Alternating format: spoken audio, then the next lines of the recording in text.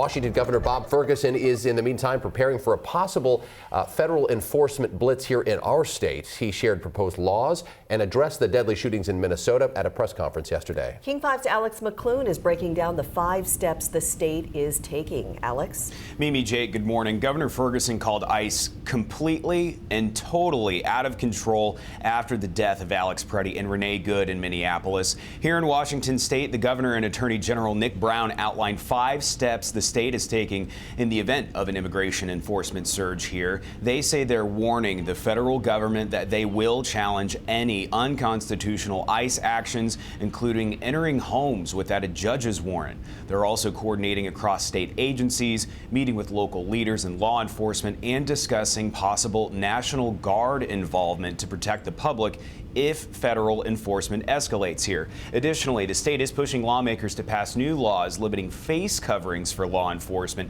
and cracking down on people who impersonate officers. These ICE agents, at least have the guts to show your face if you're going to be violating people's rights. In order to prevent and do everything we can to mitigate the harms like we're seeing in Minnesota, we need to push back against every single thing that is unlawful and simply not look away and accept it as normal. The governor and the attorney general put Homeland Security Secretary Kristi Noem on notice, sending her a letter saying the state will use every legal option to oppose unconstitutional conduct by ICE in Washington state. Mimi? Alex, we've seen a number of ICE and Border Patrol agents making some arrests here in recent months. So is the governor expecting a surge like what we're seeing in Minnesota? That's something he was asked about yesterday at that press conference. Specifically, if there's any specific indication that ICE is bringing some sort of crackdown to the state, his answer was no. This is simply preparation for the worst case scenario.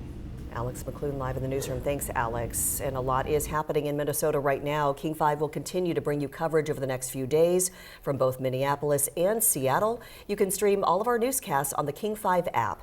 Download to your TV or phone for free.